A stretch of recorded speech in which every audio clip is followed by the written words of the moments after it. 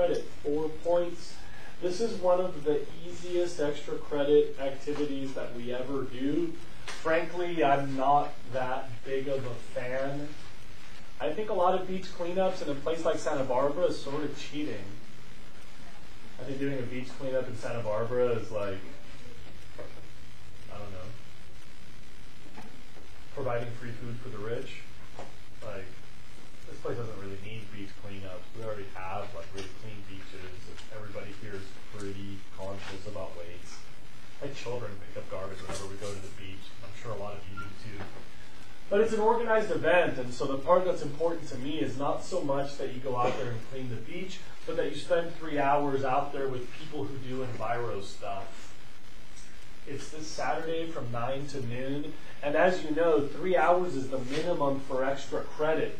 So if you cannot attend from 9 to noon, then you can't get your 3 hours, and so the extra credit is only for the students that will go the whole time.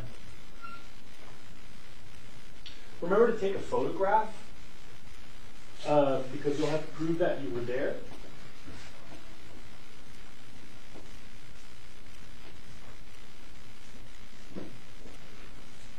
You can check the Facebook group, and Daniel will tell you more about where to meet and stuff like that. Anybody not know where Butterfly is? Cool. It's free, it's open to everybody, bring your family. I don't know about you, but if I didn't have anything to do, I would just go to the beach and get a suntan anyway, so it's kind of a good way to kill 2 birds with 1 stone. And you get some extra credit, community service hours. You can kind of triple dip that, because you can get community service hours, you can get extra credit, and any community service hours that you do that benefit the environment fall into a special program that I do to give students an award for environmental community service. So you can actually triple dip that thing into 4 hours 3 hours community service, 4 points of best extra credit, and 3 hours toward the student environmentalist award. Any questions about that? Check the Facebook group. Any miscellaneous stuff left over from previous days' conversation, personal conversations? Miss Lippy, the part I didn't get is. Anything else? Nothing else? We're moving on. Last call. Yogo? So it's coming to the end of the month of September. If you miss this, spring club activity, will there be any other ones in the month of September? I think I don't know yet. Daniel will tell you if there could be one on this Saturday as well. Okay. I just don't know yet. Yeah. I know that he had 2 activities in mind, so maybe the other one's also September. Okay. I just don't know. Daniel will know. You can reach him via the Facebook group. So you can join the Great Club group. Yeah, if you don't know him already. Yeah. Cool, bro. Anybody else? Okay, then 2.1 vocab questions. Or 2.2 vocab questions, either.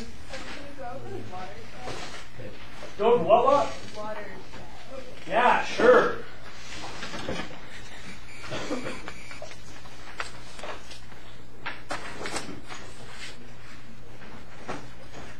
First of all, a watershed is a noun. So watershed is a thing. It sounds like a verb to shed water, but it's not a verb. It's a thing. It's a place. Watershed is any land area that drains to one body of water.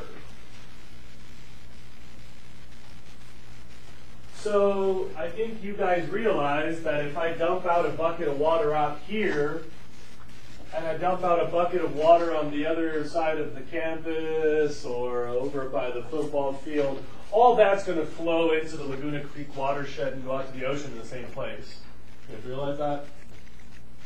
So it's all part of the same watershed. Watershed is an area of the map.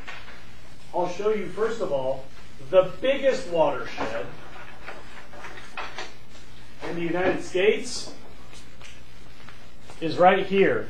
From the Continental Divide, all of this drains out to the Atlantic Ocean, either here or through these.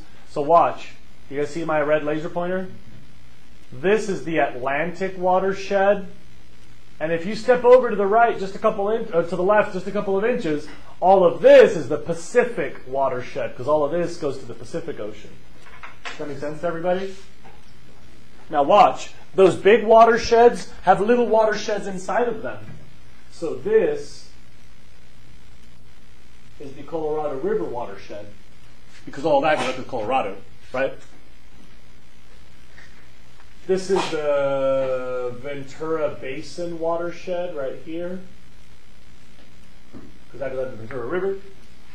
If you want to get even more close up, Miss Khan's classroom and Mr. Warker's classroom, they have a breakdown of Santa Barbara's watersheds. So there's like the Laguna, the Mission Creek, the Lighthouse up on the Mesa, a whole bunch of smaller watersheds. Does anybody know why a watershed would be defined by a ridge line?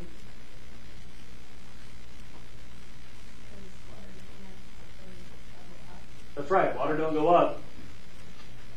So a ridge line will have this water going one way and that water going another way.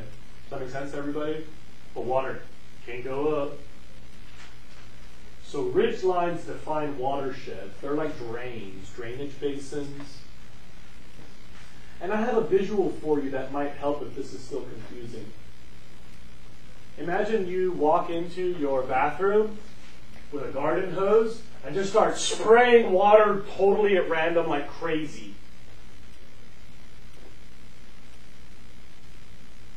Different parts of your bathroom, that water will go to a different drain, right? So if you hit the toilet bowl, that's going to go down a toilet drain. But if you hit like the mirror, bathroom counter, that's going to go into the sink drain, right? And if some of that water hits the walls in the shower stall, that's going to go in the shower drain, right? And if you're in Argentina, there's probably a floor drain in your bathroom. So all the walls and the water on the floor will go into the floor drain. Those are the 4 watersheds of that bathroom. They're defined by the space that goes into the shower drain. That's the shower watershed. Then the space that goes into the floor drain, that's the floor watershed. The space that drains into the sink is the sink watershed. Am I beating this horse to death already? Yes. Is there a particular reason why Argentina doesn't have floor drains and we don't have them? I don't know. United States, I don't know. But It sounds pretty handy. Like, oh yeah. And I don't remember ever seeing a single bathroom that didn't have a floor drain in Argentina. I don't know, more mason construction maybe. Maybe it's something about wood construction. I don't know. it makes sense to have an ending bathroom. Yeah, right. I mean, Argentina's pretty clean. Maybe that's it. I don't know. It's not just because Americans aren't clean. Okay. Anybody else? Other vocab words I can help you with the 1 through? Yes? The habitat and physical engineering. Okay, so engineer species create the physical habitat for others. Those words are interchangeable. It's all one type. Engineer species, physical habitat engineer species, habitat engineer species. It's all the same thing. They're just habitat engineers. Engineer species. What else? Yep. I made a drawing for you. Here it is. Let me explain. Yes, upwelling? Is that why when there's offshore wind, a lot of like the marine life tends to come closer in the shore? Yeah. Like offshore and other stuff. Precisely. Watch this, kids. When the angry cloud is blowing offshore, I'm sure you understand that'll create a surface current that's also going offshore. Now, I need everybody to use their imaginations for just a second, because this might be kind of weird to think about. You'll all get it, but just heads up on this. If the ocean were full of sand, when you blow this way, you get a big pile of sand over here and not a lot of sand over here, right? Do we agree? All this sand would get blown into a pile that way? Yes? But water's not like sand. When you push water away, it's always going to level itself out, right? So by pushing surface water, that creates a pressure drop that draws water from the bottom. You know, the water's like stuck together, so it's like you're spinning a wheel. On the opposite side of the ocean, there's water sinking. But here, it's like you're spinning a wheel by pushing the surface water away. Cold, deep water is brought to surface. That's called upwelling. It's where the cold, deep water comes to the surface. And why does that matter? This is one of the truisms that you have to know forever. And I already told you yesterday, so you just failed your test right here.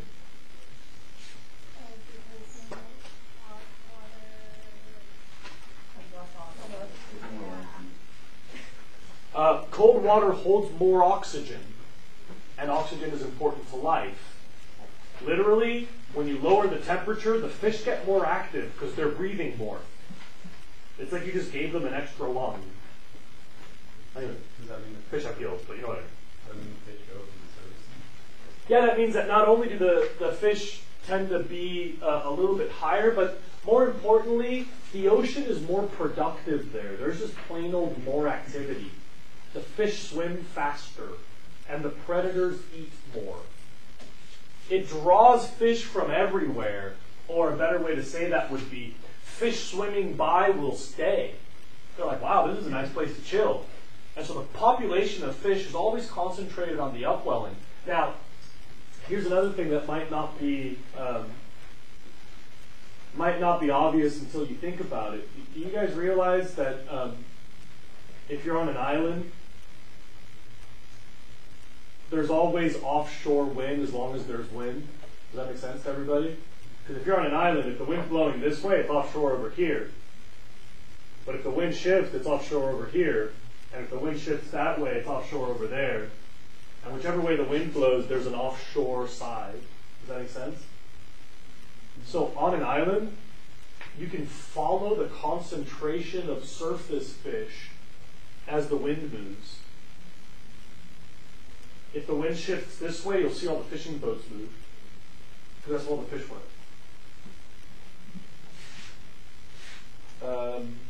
In some places, you have a consistent offshore wind year-round, and those are the best places in the world to go fishing. Like right here, on the west side of the South Andes, there's always offshore wind because it hits the Andes and then speeds off that way. So there's always offshore wind right here. Something about the heat generated on this side that expands and pushes over the Andes. There's always offshore wind, so that's a great place to go fishing. Ecuador has one of those. I believe that there's a lot of offshore winds over here, so that's a really good place to go fishing. A lot of offshore winds over here, I think, and in this gap. Those are all places where there's like global fisheries concentrated there because there's just a lot of wind there, which means there's a lot of fish coming up here to party and all this good oxygen-rich water. Other vocab?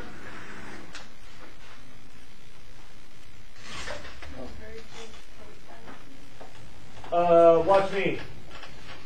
Diverge, converge, transform. Okay. But why does it only make coastal?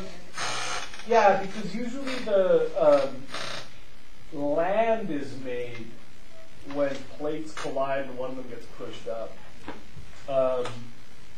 The place where the collisions happen are usually on the coast. If you look right behind Jack, there's this map here that'll show you all of the major plate boundaries. And they usually tend to strike at the coastline. Most of the continental plates are each one main plate. They might be a bunch of plates from the past that have all come quietly stuck together, but the continental land masses are generally single plates.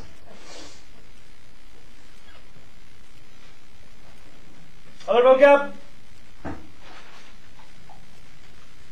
None vocab?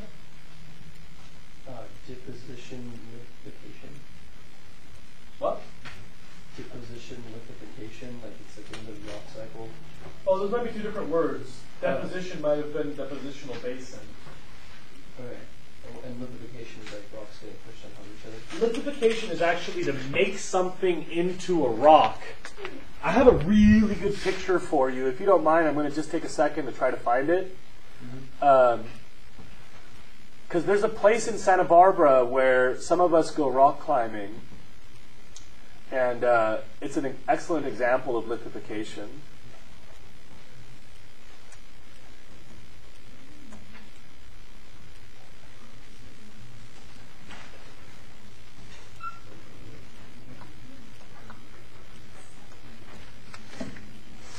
Okay, here we go.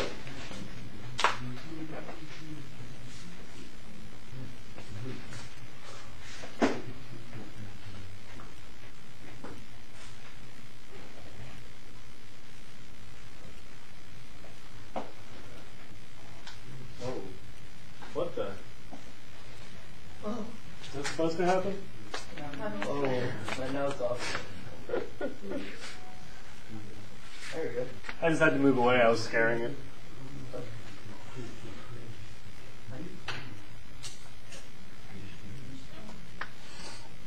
Hey, you might not see that. You might not see that there's a little bit of crack that her hands are in. She's got her fingers in the horizontal crack. This is up on Gibraltar Road. It's a really well-known route. It's called T-Crack in Santa Barbara. It's one of the more famous traditional routes. Yeah. Is this type of climbing where they have the line already thrown down, or are they placing like safety things and let it go? She has the line above her, but someone had to get a line up there. Either they walked to the top and threw something over, or a leader took the line up, hanging from them, and then secured it along the way to shorten the fall. So if that fell, he wouldn't be attacked in there. I think it's a woman. No, I mean like. You meant the first person. Yeah, the Oh, so leader. you assume it's a man, right? Yeah, sure, bro. But that person, The leader. if they It's fell, they're very- still attached to the ground, and as they go, they shorten their fall by protecting along the way. So you create if you fell all the way to the layer, then you would go like that to the ground. But if you can tie into the rock somewhere, then you would just fall back on. Does that make sense? So it's called leading, and you place protection as you go to shorten your fall by moving the fulcrum upward as you climb. And women do that too. Uh-huh. Mm-hmm. Anyway, I believe it when I see it. Yeah. yes, we can all laugh at women. Oh, can I ask another question? The big 6 macronutrients. Wait, I gotta finish this. Okay. Look at her feet. Anybody know what lithification is? How do those lines get there? Rocks on top of rocks. Nope. Sediment on top of sediment. Maybe it'll help if I do something for you. Water. Now just ignore the woman. But what does that look like now? Waves. Waves? Ripples? Water was there. Water was there? Yes. Have you guys ever seen how water on a bay will make those little tiny sandbars, those little ripples? Yeah. That was a sandy bottom of a body of water, probably on the coast, somewhere in the ocean. Probably both and falling. Well, you know, rocks move. It boggles the mind, I know. So it was like this at one point? Like Yeah, And it was soft. and it was soft. It was just sand. Like if somebody had walked and left footprints and that lithified, you would have fossilized footprints, and you can find some of those. It's so weird. I know, like every time I climb up there, I feel it, and I'm like, this just boggles the mind. what about the rock? You climbed this? What? The rock that stood up? Yeah, so you can imagine at a place on the coast, there was a little bay, and the wind or wave action created those ripples, and then something had to happen to change. Either things dried up, or the chemical composition of the water changed. So sometimes if there's like a fire, you get water that has different chemistry because of the ashes. Something changed. Either the amount of water, or the source of the water, or the chemical composition of the water. But when something changed, the ripples in the sand turned into stone. They lithified.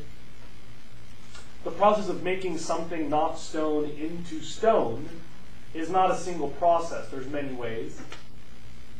But lithification is to make things into rock. Now that piece of rock, over the course of, I don't know, however many minutes, may have struck another rock and been forced upward and perhaps exposed by erosion and left a pretty vertical face up on Gibraltar. It's not a very rare thing. I had literally been climbing the day before I taught this lecture like 10 years ago. And kids were like, what's lithification? I'm like, oh wait, I just saw some yesterday. And so I just Googled this image and then saved it. But Where is it? Sea Crack, it's up on Gibraltar. Is that a big water? Did you do the water tower? No, it's higher than that. Here's where Gibraltar Rock is. This is on Gibraltar Rock. How high is she right now? Off the ground? When the photograph was taken, there's like a little ledge. So you can belay from the little ledge, but then the canyon continues below. But from that little ledge, she's probably like 30 feet up. Okay, so there's your lithification photo, free of charge. Oh, and by the way, I've got watershed photos now that I'm standing up.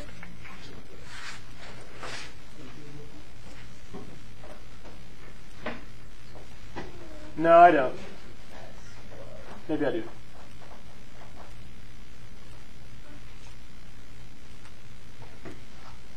Here we go, watersheds.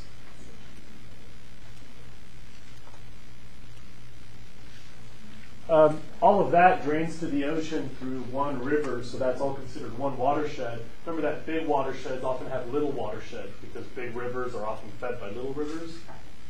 So each of those little rivers has a little watershed, and those are part of the bigger watershed, and that's all part of the giant Pacific watershed. Does this make sense to everybody? Cool, bro. Other vocab? 2.1 or 2.2? What does sulfur do? Haha. Yes? What does sulfur do? That's not vocab. Any more vocab? Drainage basin. AKA watershed. What else? Okay, study goals in order, please. Number one, a lot of my students got confused about the food web part, but don't worry about the food web part. The more interesting part is the management challenge, because you don't want Lyme's disease, but if you get rid of the mice, the forest is lost, and if you get rid of the deer, the forest is lost. So the funny thing is, we don't get to choose. If we want the forest, we kind of got to take some bad with the good. It's one of those funny things where everything is tied together in this knot and you pull out one piece. And we don't like ticks and we don't like Lyme's disease. But if you remove them, that actually affects the whole entire habitat because of the functional relationships between mice, deer, and forest. Yeah. Is there no cure for Lyme disease? I believe it's treatable, and I know this because my friend's big sister was from Lyme, Connecticut, and she was the world's first case of Lyme's disease. Wow. They're a fairly wealthy family, and they couldn't figure out what was wrong with their daughter. How do they do it? And so they shipped her around to all these different hospitals, and eventually they were shipping her around on these like special helicopters with life support equipment. Because she had like lockjaw, and she couldn't digest food, and she was in like crippling pain, and she was kind of delirious. And they were so freaked out, like nobody could figure out what was wrong with their daughter. And they tried like, oh, maybe she has rabies. And they're like, oh, it's not rabies. And maybe she has like, I don't know. Anyway, the doctors couldn't figure out what was wrong with her. How do they? I don't know how this works in medicine, but eventually, if you can't figure out the symptoms, then you make a new disease or something. I don't know. I don't know, man. Treat her though? Were they able to help? Yeah, she recovered. She had some lasting impact from that, but she recovered. But if I got it today, went to the doctor, I think it's very treatable. It's not curable. Treatable. it's like, would I have to like go in every week? Bro, I don't know, man. I had no Lyme disease. Scary disease. That's for sure. All right. And that's about number one. Let's move on. Everybody understands number two about how the harp seal eats on various levels. So by eating at the bottom, it's removing food from other things that it would also have eaten, competes with the food supply. This is true of most omnivores. So when you eat corn, that corn could have fed the cow, but instead you ate it, so there's less cow for you. Number 3 has definitely been beat to death by now, right? Yeah. And number 4, I think everybody understands the basics, but there's a couple things I want to add. Remember that ecosystems have fuzzy boundaries? It's not like you walk through a doorway that says, now leaving grassland, entering forest. There's no like big white stripes that tell you where the edge of an ecosystem is. Everybody understands that part, right? So fuzzy edges. Now here comes the part that I think is more interesting. Remember that over here, the conditions are perfect for grassland, and over here, the conditions are perfect for rainforest, but somewhere in the middle, you'll have some grassy forest area, right? The edge. And that place has extra biodiversity. It's called an ecotone, or the edge effect. That at the ecotone, there's more diversity, the edge effect, because you've got the forest species and the grassland species. But here's the part that I don't think was in your book that you should also know. Over time, that edge moves. If it's a really wet decade, the trees will sprout on the grassland side. And if it's a really dry decade, the trees will fall over, leaving space for the grass to encroach toward the forest. So the really neat part of this ecological issue is that the edges are where all the action is. There's some evidence that there's higher rates of allopatric speciation there, meaning species are more likely to evolve on an edge than they are in the middle of a habitat. The nutrient cycling is usually tighter and more rapid, so animals and plants grow at a different rate at the edge effect. All the extra biological activity tends to create different hydrology at the edges. It's pretty neat. As that edge moves backward and forward, each century shifting toward the forest or the grassland, you get like bonus ecological activity in that span of where the edge moves. And that creates a really unique set of circumstances. You should know that in ecology, the edges are very, very important. What are the general guidelines used to identify? Well, yeah, so it's almost impossible to figure out where the edges are. And so we can't really draw a line arbitrarily. Like from a satellite, you can be like, oh, well, there's a little less forest and a little more grassland, but it's kind of a shot in the dark because next year it might be wetter or drier, right? So the rule of thumb is you usually draw the border on a ridge line that divides watersheds, because at least that will never change, right? You could say downhill of this ridgeline, there's a little forest dabbling into grassland, but that's a mostly grassland watershed, so we'll divide it at the watershed. You know, within a watershed, there's a lot of movement of nutrients and biodiversity, but between watersheds, not as much. So even if the edge falls off the ridge, we usually draw the edges on the ridge. Anybody want to talk more about that? Number 5, I think, is a really interesting topic. I could talk about this one for days. But I got to ask you some questions. What do you guys know about condors? Almost went extinct, yeah. They're illegal to shoot when you go When they hunting. started like reintroducing. Aren't they called Are they called what? Bacteria? I don't know. That's You interesting. get in a lot of trouble if you shoot one while you're hunting. Oh, yeah. You will not only lose your hunting license and a right to own arms, by the way, Yeah. you can consider it a felony now. But if you shoot a condor, you have to pay like a giant, like $30,000 fine. Mark, do you know what the consequences are for shooting a condor by any coincidence? I believe there was an interesting thing where these guys were out on like I think it was a game preserve or something. The guy shot a condor. He got like the whole company shut down for like a bunch of months. They laid off the entire staff because the staff covered it up. So they like had to do a whole management thing where they fired like pretty much everyone and bring in new staff. People got fined. The guy who shot it lost like his job, his gun, license, had to pay like $30,000. So shooting the condor had some pretty bad consequences. Yeah, that sounds about right. I know that the stakes is high on the condor. Do people like sell condors in the black market? You know, I think that there is a little bit of a black market, and I hate to do this, but I think the majority of the black market is not like exotic trophy hunters. But God, I feel so bad saying this, but I think it's like wannabe Chumash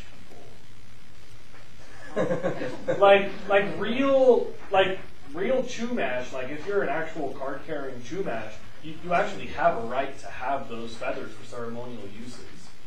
You can carry a card. But there's like the college long hair types that are like really down for American Indians, man. And like a lot of posers will have a pretty thriving black market for Chumash parts. Sorry, for condor parts. Not Chumash parts. That too. Let's boycott the Chumash parts, please. Yes. I just looked it up since someone was fined $20,000. 20 grand, yeah. Yeah. A lot of grand. That is a lot of grands. What else do we know about the condor, though? They're big, yes. They're the largest, They're going to explain They're what kinda importance cute. they have. second largest wingspan in the world, and the single largest native bird in North America. Wait, what's the first largest wingspan? First one, CNG. They don't eat like rats and stuff. Yeah, and technically the Lysan albatross Yeah. has an even bigger wingspan, but they're not native to land. Yeah, I think that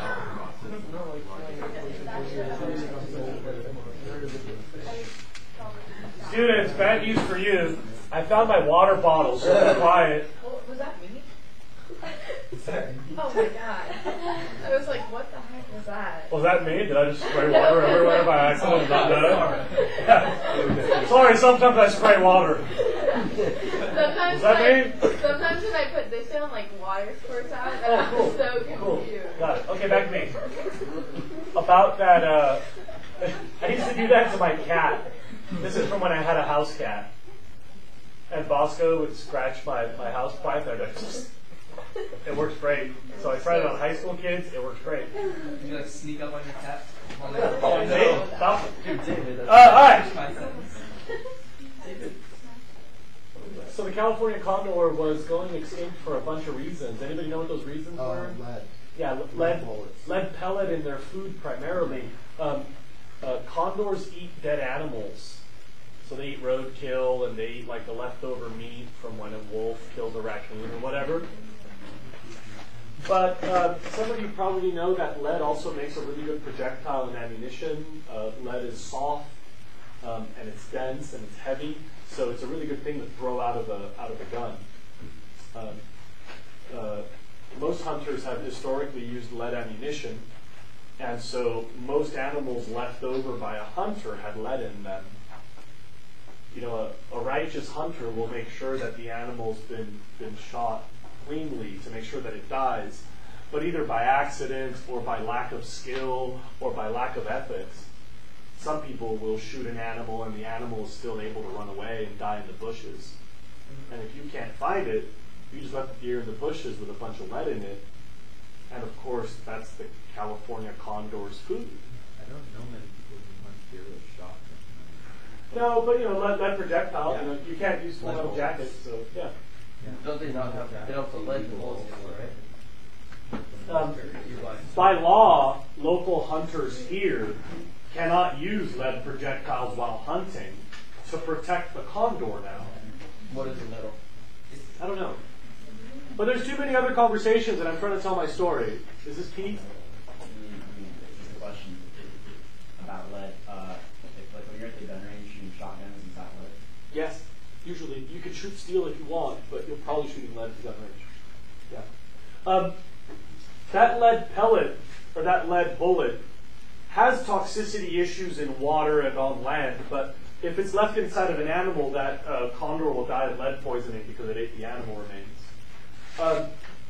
Of course, condors were also dying because of habitat fragmentation.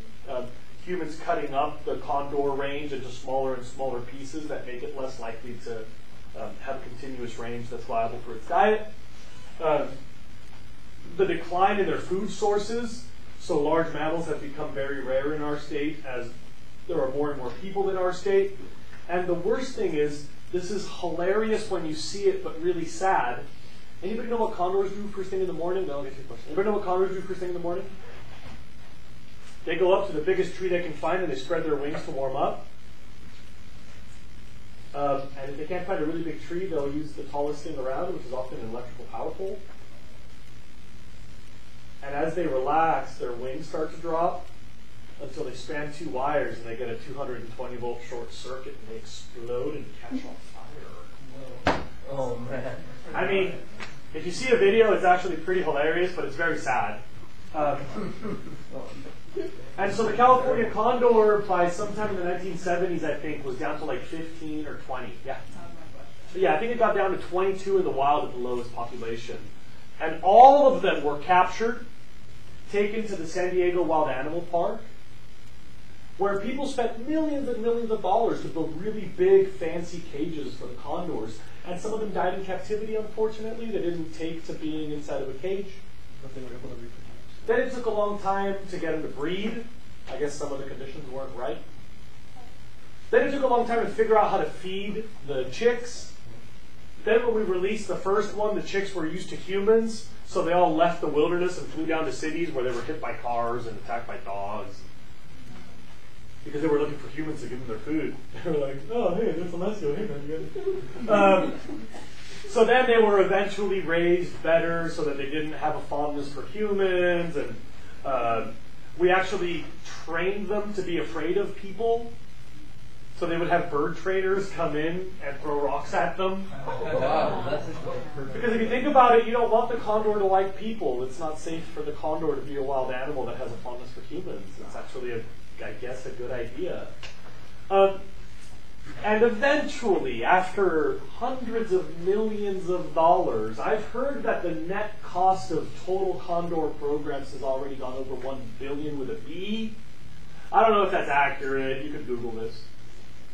But supposedly, if you take into consideration the law enforcement officers and the park rangers and the busing and everything, it all adds up to $1 billion. We got the population in captivity up to like 180 or 400 or something, and then we started to release them in the wild. Anybody know what happened? They died of lead poisoning and caught on fire with electrical wires, and they didn't have enough habitat, and their food was all gone. This is a really important lesson. You know, if you have a broken system that's killing the condors, it doesn't do you a lot of good to make more condors and put them back in a broken system.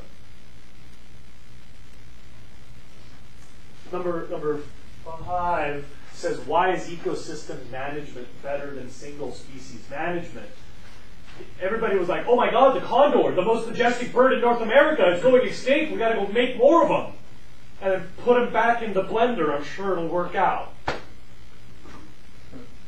You know, there's this like gauntlet of natural hazards and unnatural hazards for the condor in the wild. Putting them in a box to make more things and then running them through the gauntlet doesn't actually solve the problems. Many people now realize with that same $1 billion, we could have made condor preserves, put shrouds on electrical wires, given away lead-free ammunition, and solved the system issues while leaving the condors alone, and that would have helped them. But on the other hand, focusing on the single species in an otherwise unhealthy system was not in the end a prudent choice. Y'all understand what I mean by this? Does this make sense to everybody? Yeah. There have been a lot of cases like this. You know, the idea now that I think most of you are starting to catch on is we don't think of them as little pieces. You know, a species is not a Lego that you can pull out of the set and then change the color and then put it back in. You can do that with Legos, but you can't do that with ecology, because ecology works as a whole thing, not as little pieces that are independent. It's not like single species have a singular function. They're part of this complicated web of interactions, and you have to focus on that whole system, not the little parts. Yeah? Are humans susceptible to lead poisoning when they shoot a deer with a lead bullet? Yeah, apparently the moment of greatest danger for a hunter is when they breathe the cloud of smoke. The majority of your lead poisoning, if I'm not mistaken, and maybe people with more experience can clarify this, but it's my understanding that the majority of the lead is in the primer of the cartridge. And so when the firing pin strikes the primer and the pressure builds and you shoot the projectile, the cloud of smoke that comes out of the bulbs or out of the chamber, however you open it, that's the most dangerous thing. So supposedly you're supposed to release a breath as you pull the trigger, and then I think the smart decision is to move as far away as you can get from the action of your rifle before you breathe it in. It would suck to eat lead, but usually you wouldn't anyway. It's easy to avoid the lead poisoning internally from your diet because you just don't eat the bullet. But definitely don't eat the bullet. But the inhaling the smoke is the dangerous thing. Yeah. Isn't there an alternative to lead bullets? So apparently there's all sorts of alternatives.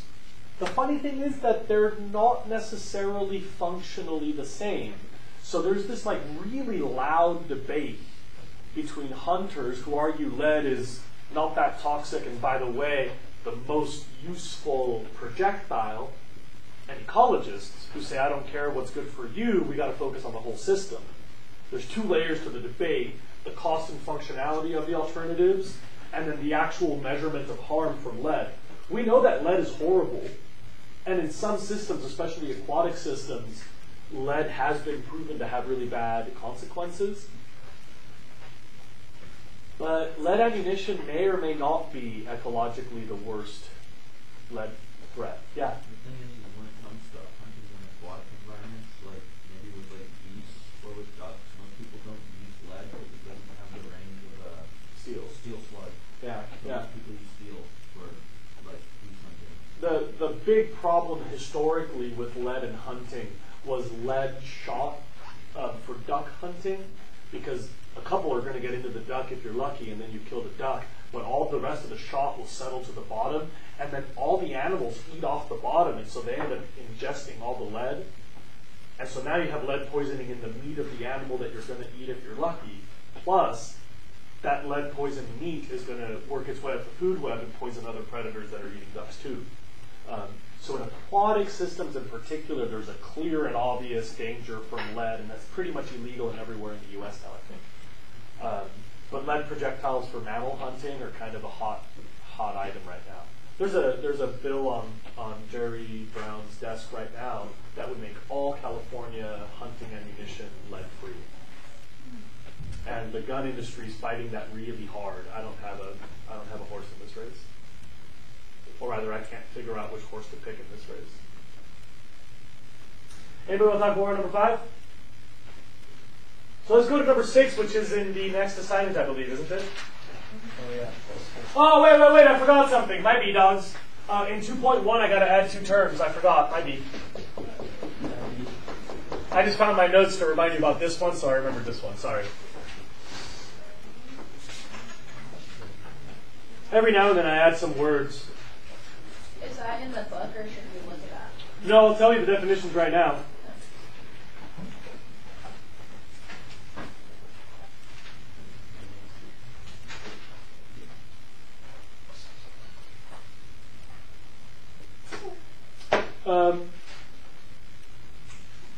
So a chemoautotroph is a special type of autotroph, and what are autotrophs? Yeah, they produce their own energy storage compounds. They don't make their own energy, but they do take free energy and make it biologically useful. Now, most autotrophs are photosynthetic, plants and algae. Most autotrophs get the starting energy from sunlight. Continues to be absent.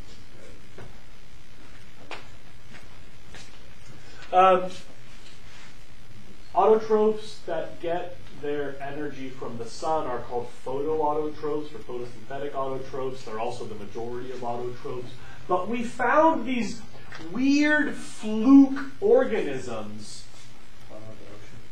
Bottom of the ocean, bottom of hot springs, like in Yellowstone. They're really common in geysers. And apparently, if you have really hot water in a volcanic caldera, they're also found in some of those. They're extremophiles, extreme environment lovers. Because at really high temperatures, you can sustain sulfur bonds that when they cool, that chemical bond will split on its own, releasing energy. And if you make something available, evolution will take advantage of it. There are bacteria that live in those extreme environments, and as the sulfur compounds cool off, the compound breaks, and that bond energy is released. Chemoautotrophs use that spontaneous chemical energy as the bottom of another food web. So if the sun goes out, all life on Earth will die, except the ones that can make life from spontaneous chemistry.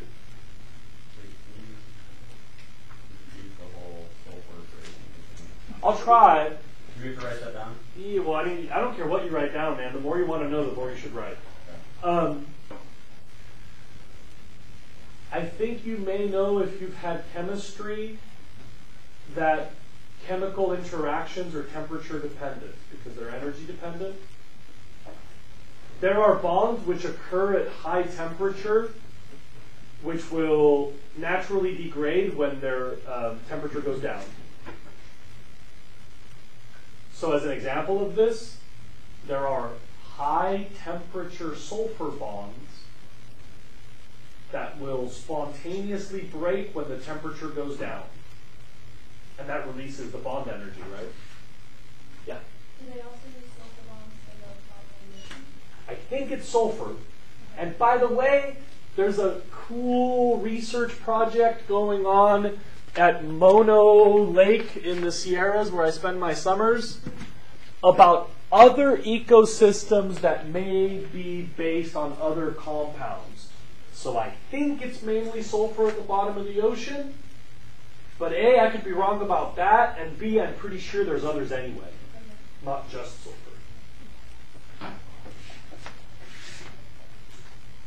¿Qué más?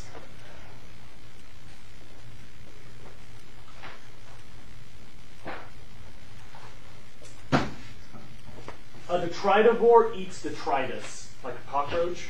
They eat trash. Detritivores are a type of scavenger. They're a type of decomposer. It's kind of a generic term, and it's kind of a loose term. It's not as explicitly obvious what is trash. You know, you can definitely tell if that's an herbivore or a carnivore, because you can tell if that is herb or meat. Detritus is not necessarily, that might be in the eye of the beholder, you know, detritus is not a singular term. It's not obvious what is trash. But detritivores are basically scavengers. They eat leftovers. They're garbage. Okay, and now we go to 2.2, and now we go to number 6, and now you should write down this word.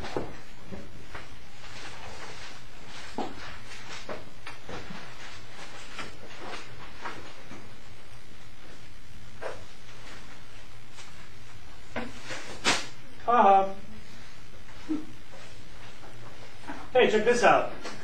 Jose, man, how's it going? My name is blah, blah, blah, and I was a student of yours 2011, 2012. I just wanted to reach out and let you know how big of an impact you've had on my life. Wow. It seems every day I find a reason to be wow Jose's class. I remember that. He doesn't spell very well. I am not doing this to make you feel better or praise you. I'm doing this because I've been thinking about it a long time, and it's just cool to see how now I still feel so enthused and just stoked that I took your class. What time of night was this actually? 9:32 a.m. today. Oh, Exactly. Yeah, 1:45 in the morning. I appreciate the work you put into your students and the diligence that you teach your class with. Forever. And yeah, man. If this is too long, sorry, dude.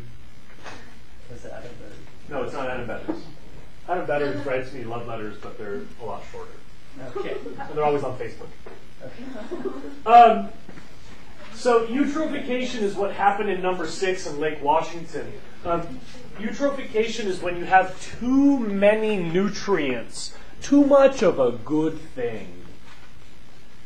There's something I have to clarify about Lake Washington, and this is another one of those themes that will come up all year. Nutrients are required for life. You guys know what they call it if you don't have enough nutrients, right? Starving. Nutrients are important to all living things. You can starve a plant, a dog, a human.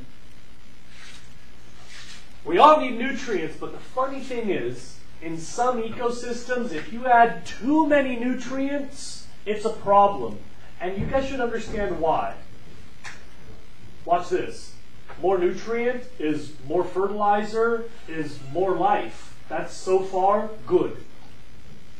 More productivity means more insects, means more secondary consumers, means more tertiary consumers, means more apex predators.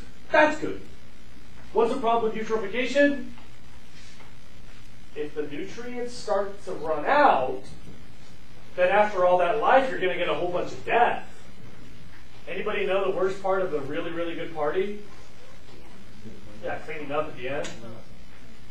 So after you've had all this life, your ecosystem is like, wee, all these bugs. But then when everything starts to die, the decomposition, the cleanup can be really dangerous because decomposers use up oxygen. So in a lake, you add a bunch of fertilizer, at first you'll see a huge algae bloom. And then you'll see a ton of little bugs. And then you'll see all these like birds, and the fish will be happy. But when the nutrients run out, all that stuff will die, and the decomposition is really bad. Decomposers are tiny, so they soak up the oxygen faster than anybody else. And literally, you get dead waters. It's called dead zones. We'll talk more about this in the class. But I wanted you to be clear. Eutrophication is only a problem because it's a random spike in nutrients.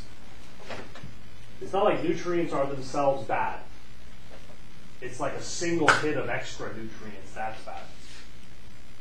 And like too much decomposition is dangerous. Yeah, because it ends up sacrificing oxygen supply. This is especially true of